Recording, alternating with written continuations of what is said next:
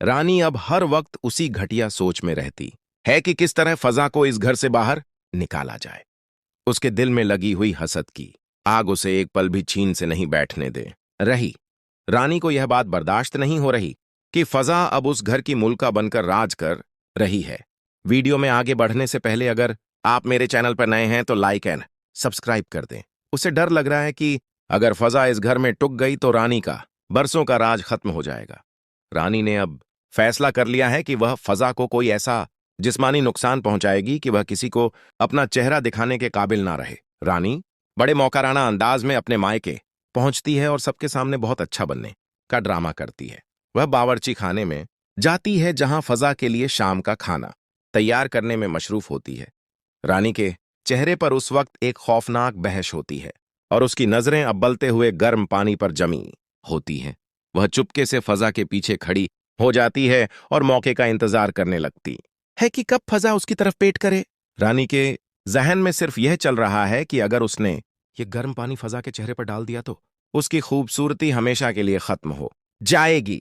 वह समझती है कि जारून सिर्फ फजा के उस हुसैन चेहरे की वजह से उससे मोहब्बत करता है और अगर यह बुगड़ गया तो वह उसे छोड़ देगा। रानी ने बर्तन उठाया ही था कि उसे महसूस हुआ कि कोई उसे पीछे से देख रहा है और वह रख गई। फजा जैसे ही नमक लेने के लिए पीछे मुड़ती है, रानी वह गर्म बर्तन उठाकर उसकी तरफ झपटती है। लेकिन इन उसी वक्त जारून की आवाज पूरे घर में गूंजती है जो फजा को पुकार रहा होता है। रानी हड़बड़ाकर वह बर्तन वापस रख देती है और पसीने में शराबूर होकर वहां से बाहर निकलने की कोशिश करती है। जारून बावर्ची खाने में दाखिल होता है तो उसे रानी के चेहरे पर मौजूद घबराहट देखकर शदीद शक होने लगता है। जारून ने रानी से पूछा कि तुम यहां अकेली क्या कर रही हो और तुम्हारा रंग इतना पहला क्यों पड़ा हुआ है। रानी ने झूठ बोलते हुए कहा कि मैं तो बस फजा की मदद करने आई थी क्योंकि वह अकेली थक गई होगी।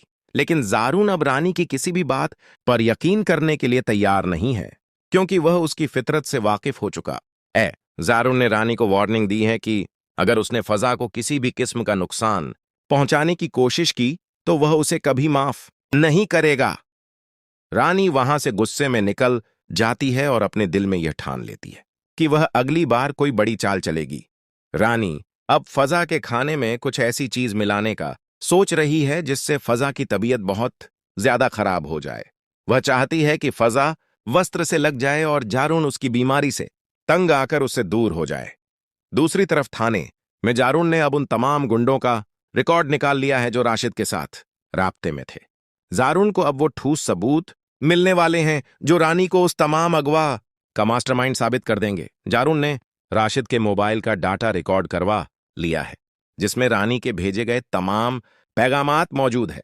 इन पैगामात में रानी ने वाज़ तौर पर लिखा था कि फजा को कहां से उठाना है और उसे कितनी देर तक गायब रखना है। जारून यह सब देखकर शदीद दुख में है कि उसकी सगी बहन ने एक मासूम लड़की की जिंदगी बर्बाद करने के लिए यह सब किया। वह सोच रहा है कि साकिब भाई को जब उस मुकाल औरत का पता चलेगा तो उनका क्या हाल होगा। साकिब अब घर में बहुत खामोश रहने लगा है और वह रानी के बदले हुए अंदाज को बहुत गौर से देख रहा है। उसे अब रानी की हर बात में कोई ना कोई झूठ नजर आने लगा है और उसका एतबार खत्म हो चुका है। साकिब जब रानी से पूछता है कि वह बार बार जारून के घर क्यों जाती है तो रानी उसे टाल देती है। साकिब ने अब चुपके से रानी का पीछा करने का फैसला किया है ताकि वह देख सके कि रानी क्या कर रही है। रानी अब फजा के खिलाफ कोई ऐसा जादू टोना करने का भी सोच रही है जिससे फजा की जहनी हालत खराब हो जाए। वह चाहती है कि फजा सबके सामने ऐसी हरकतें करें कि लोग उसे पागल समझना शुरू कर दें।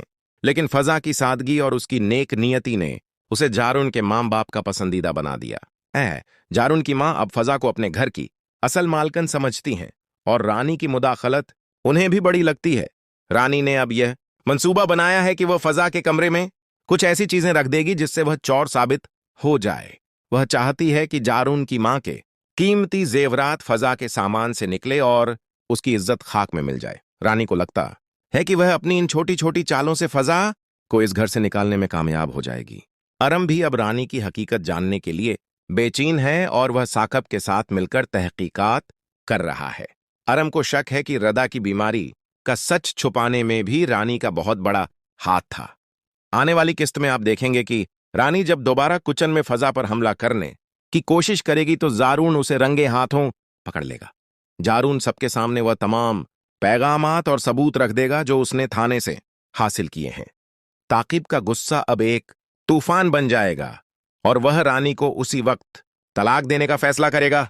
रानी अब चीखेगी और रोएगी, लेकिन इस बार उसके आंसू किसी के दिल को नहीं पला पाएंगे। जारून अब फजा को यकीन दिलाएगा कि अब वो इस घर में हमेशा के लिए महफूज है और कोई उसे हाथ नहीं लगा सकेगा।